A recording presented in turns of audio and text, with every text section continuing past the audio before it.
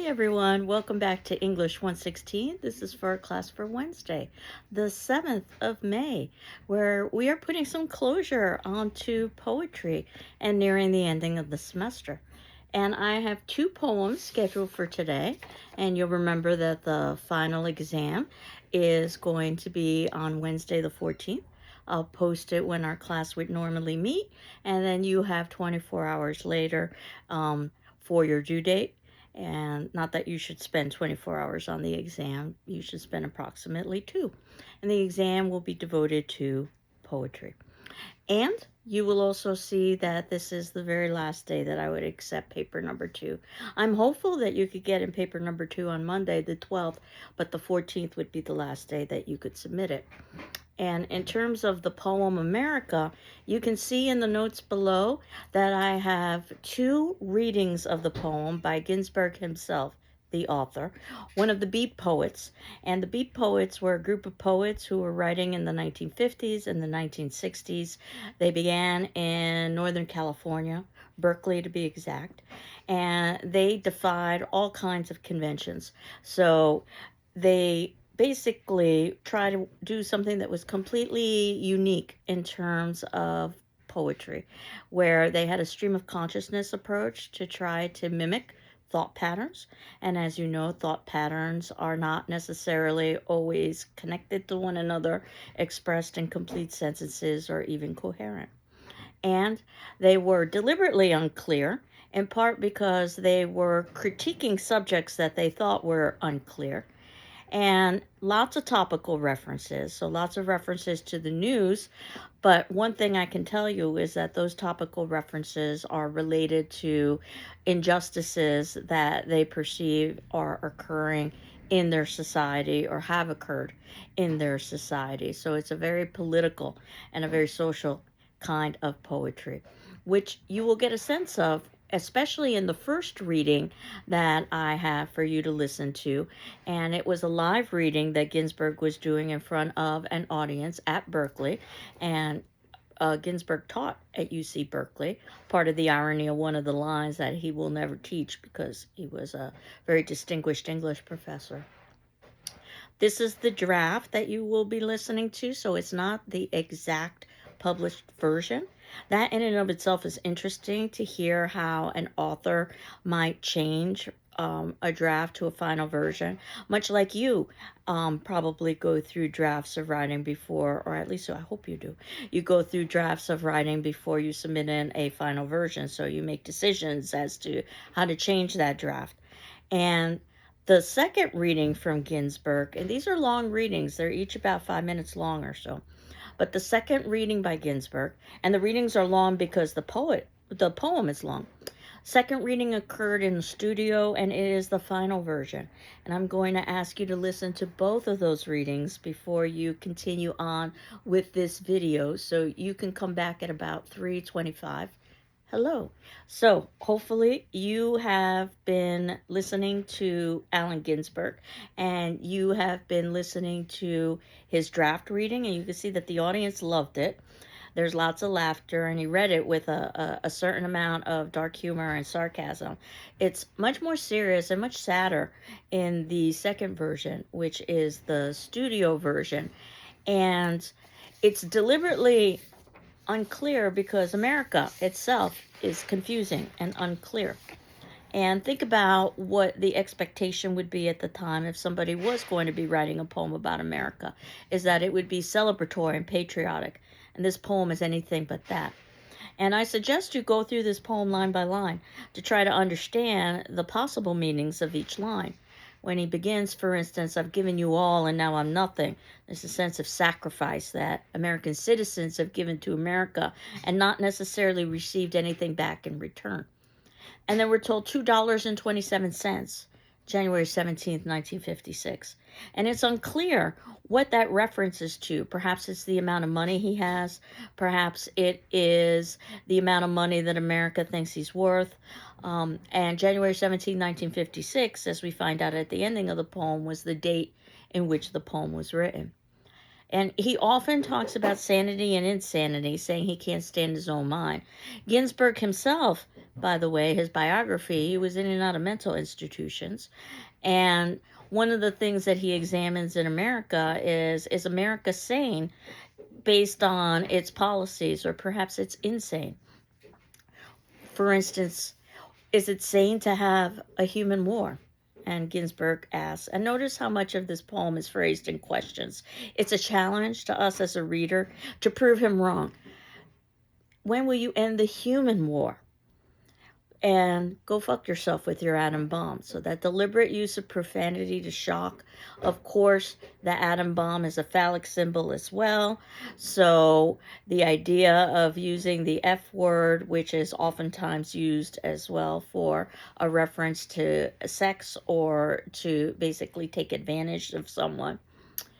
I don't feel good, don't bother me. Again, that idea of sanity.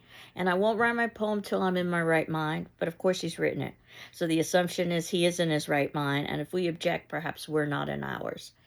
When will you be angelic and take off your clothes? When will you show us the truth? And when will you live up to your ideals and be angelic? And when will you take responsibility? When will you look at yourself through the grave? All the people that have died to sacrifice for America. And lots of references to the Soviet Union, Russia, and the idea that they are perceived as the enemy in America, especially during this time period in the Cold War. And communism, the ultimate enemy. Why are your libraries full of tears? Because libraries is where you can get the true history, which is oftentimes filled with pain and tears. When will you send your eggs to India? When will you live up to your ideals and share the great wealth of resources that you have with not only the populace in America, but also with other nations as well? And I'm sick of your insane demands. And again, we go back and forth about the idea that America is insane, or perhaps it's that Ginsburg is insane, or perhaps both. When can I go to the supermarket and buy what I need with my good looks? America is based on superficiality, and the way to get power and access in society is through appearance. It's you and I who are perfect, not the next world. The American idea of exceptionalism, and that we have no blame in America. It's everyone else's fault. Everyone else being other nations. And your machinery is too much for me. There was a great concern about the mechanization of society and the transformation from artisan to factory. Now you can see the same thing with technology and artificial intelligence. You made me want to be a saint. The idea that America wants us to be perfect when it itself is not perfect. And there must be some other way to settle this argument, that Ginsburg sees this poem as an argument, as a debate, and wants us to, again, prove him wrong, or to, at very least, give some counter arguments. Burroughs is in Tangiers. He's making reference now to Burroughs would be another beat poet during the time period, one of his peers. Are you being sinister? Is America just being sinister, or is it some sort of form of practical joke? And he says he's trying to come to the point, but of course, this is the longest, most rambling of poems, so he's not trying to come to the point. And he maintains, I refuse to give up my obsession, the idea of what is justice in America. Stop pushing. I know what I'm doing. I haven't read the paper for months. Everybody goes on trial for murder, about how the media is complicit in this as well, and it's all negativity. And then he talks about communism, that he was a communist when he's a kid. Not at all sorry. Of course, that would have been seen as scandalous during the time period. Smoking marijuana every chance I get, and at the time, marijuana would have been illegal. So talking about all of the taboo topics that you don't talk about in polite society: politics, sex, drugs. I sit in my house for days on end, stare at roses in the closet. Roses in the closet could be literal, particularly if he's smoking marijuana. He could be hallucinating. Or he could just be inspecting the wallpaper in his closet that is made out of roses. Or perhaps it's symbolic. And one of the things we'll find out at the ending of the poem when he says, I'll put my queer shoulder to the wheel, is that he is making reference to his sexuality. He was openly homosexual in a time when that was not considered acceptable. So he means queer literally in that respect, and perhaps in the closet is a reference to his sexuality. When I go to Chinatown, I get drunk, never get laid. I made up my mind there's going to be trouble, and you should have seen me reading Marx, being Karl Marx and the Communist Manifesto, again seen as the greatest threat to American democracy. My psychoanalyst thinks I'm right, and that too is rather ironic that your therapist would think that you're the one that's sane and it's the world that's insane.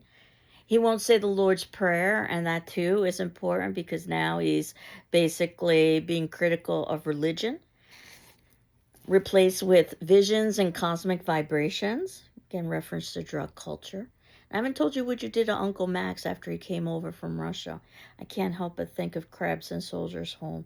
The idea that our soldiers either literally die or they come back dead inside. And I'm addressing you. That's an uncomfortable line because this is directed to all of us, that perhaps we are all complicit because we are all America. Are you going to let your emotional life be run by Time magazine? And if I were going to modernize this, I might make reference to something like Instagram. And this is a direct critique of the media. And I teach a class in media, actually, and we talk about the history of magazines. And Time magazine at the time would have been a major player in the magazine industry. I think of magazines as a kind of early internet. Before there was an internet, basically magazines relied on visuals as well as text in order to communicate information, which is what the internet does, though it's also added audio. Its cover stares at me every time I slink past the corner candy store, and I read in the basement of the Berkeley Public Library. And again, he taught at Berkeley, he lived in Berkeley. He means that quite literally when he's talking about the Berkeley Public Library. And that the media, and Time magazine in particular, is telling him about responsibility, that businessmen are serious and movie producers, everybody but him. The idea that the way to earn wealth and power in society is through business or through the media. But that's not how he's doing it. Remember, he's an educator and he's also a poet. It occurs to me that I am America. That's a very powerful line because now Ginsberg is taking responsibility himself for being complicit. And when he says I'm talking to myself again, the question is anybody listening? There are references to Asia rising against me. So if the Soviet Union was seen as an enemy, so was Asia. His national resources, and when he talks about his national resources, it actually falls apart, this poem, into just a rambling sentence. 2 joints of marijuana, millions of genitals, and unpublished private literature that jet planes 1,400 miles an hour, 25,000 mental institutions. And the poem will fall apart later again. He talks nothing, or he says, I say nothing about my prisons, nor the millions of underprivileged who live in my flower pots under the light of 500 suns. Perhaps symbolic, and he's talking about the disenfranchised, the underprivileged.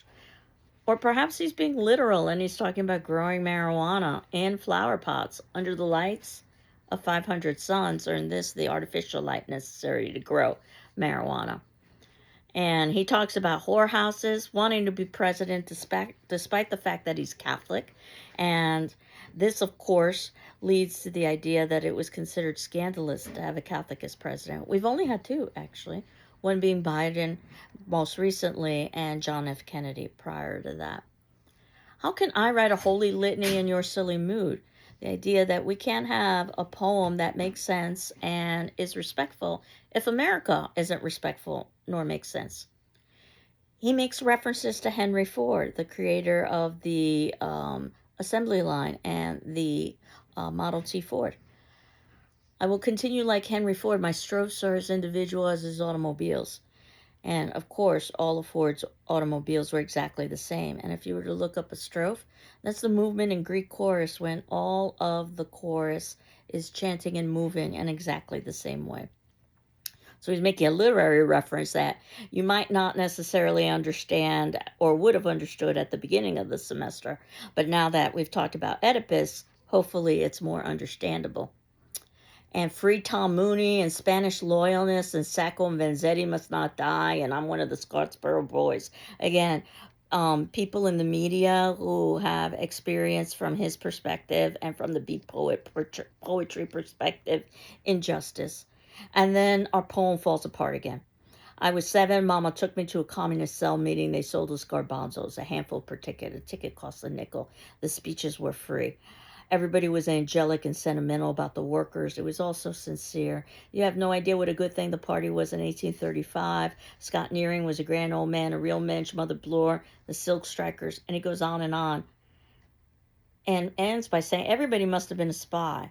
You know, the idea that communism isn't living up to its ideals. But neither is America. And America, you don't really want to go to war. It's them bad Russians and them Chinamen and them Russians. The Russia wants to eat us alive and who's power mad. The idea that we aren't responsible for war, it's other countries. And notice how he's beginning to mimic English as second language patterns.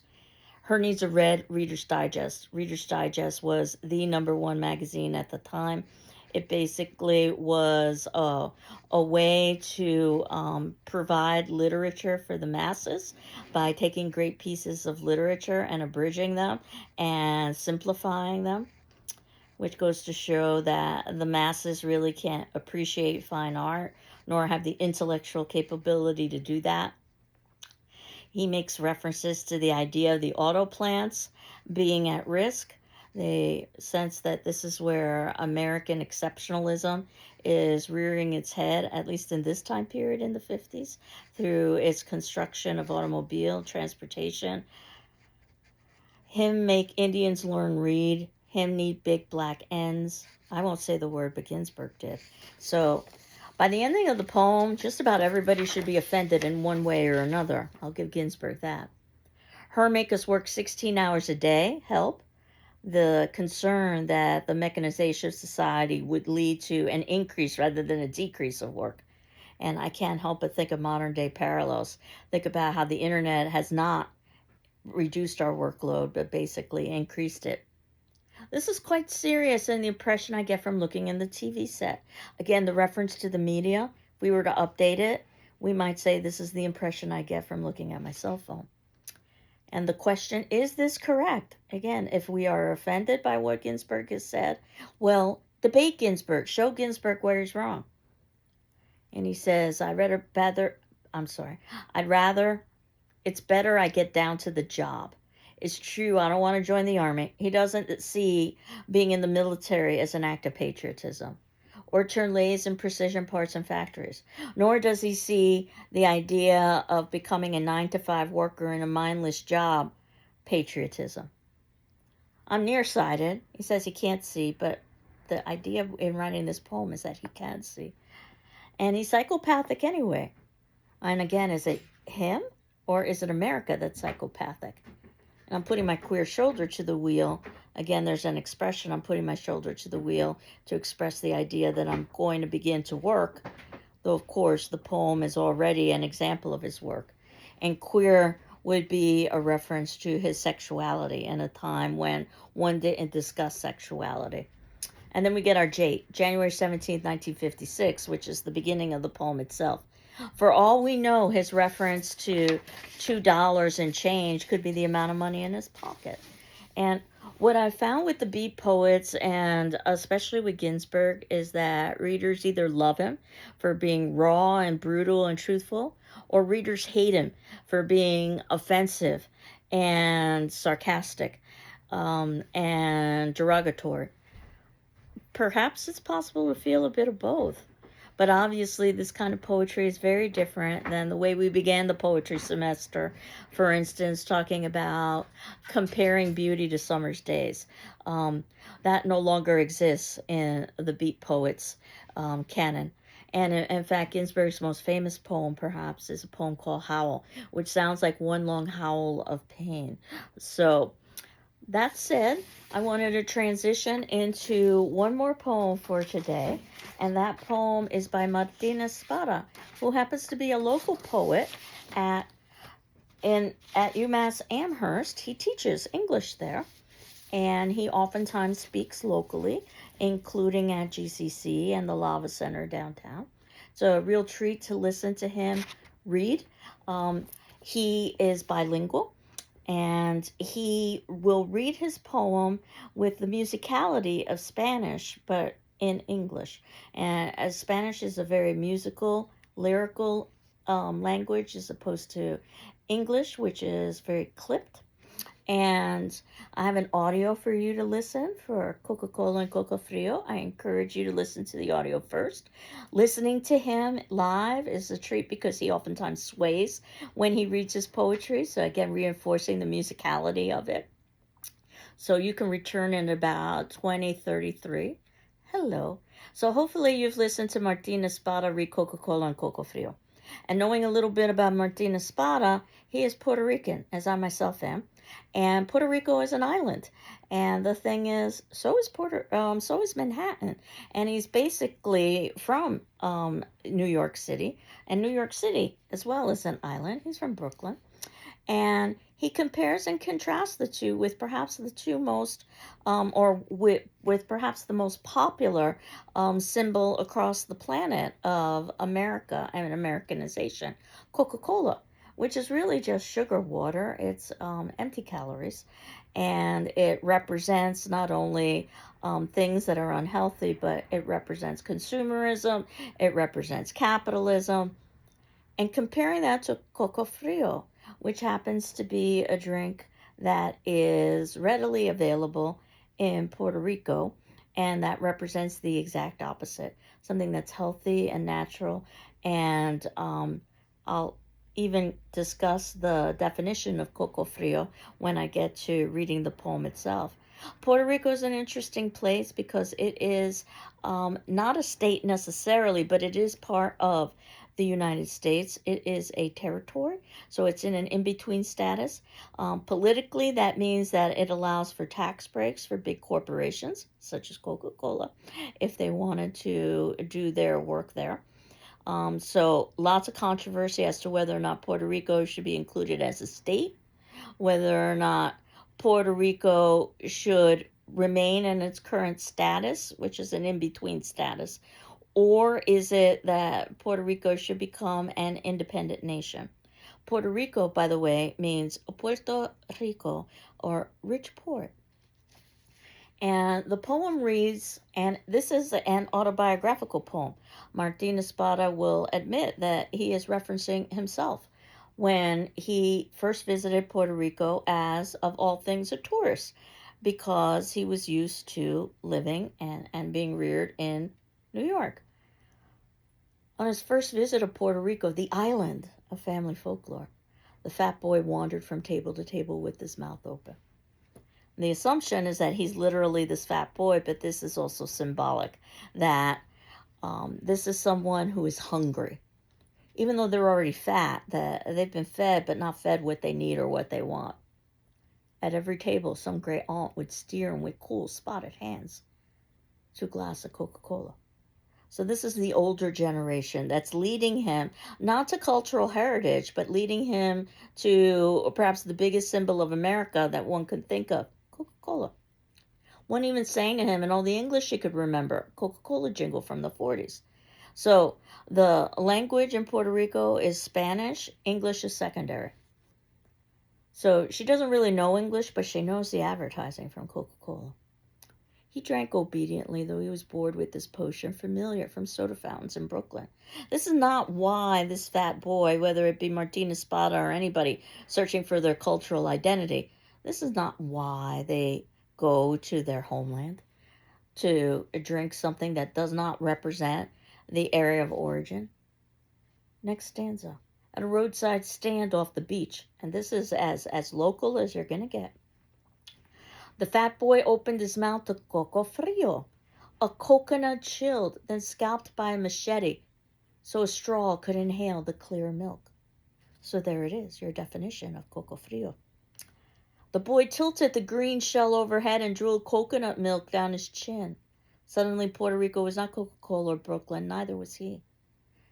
The idea that the coconut is green means that it is fresh, it is healthy, and it represents everything that America is not in terms of searching for his particular cultural identity, which he's just found in the symbol, literal and figurative, of Coco Frio. And then our last stanza. For years afterwards, the boy marveled at an island where the people drank Coca Cola and sang jingles from World War II in a language they did not speak, while so many coconuts in the trees sagged heavy with milk, swollen and unsuckled. And notice all of the references to the idea of milk and suckling and breasts, which is a symbol that we could be thinking of through the coconut, and that basically Martin Espada is looking for his motherland. So there's lots of mother images here as well. So those are the two poems that I had assigned for today. Our next class, hopefully on Monday, is when you will submit paper number 2, but you have up until the 14th, which is Wednesday. And we end with one last poem by Amanda Gorman, The Hill We Climb. So I hope you're doing well. I'm doing well, and we will continue on next class. Take care. Bye-bye.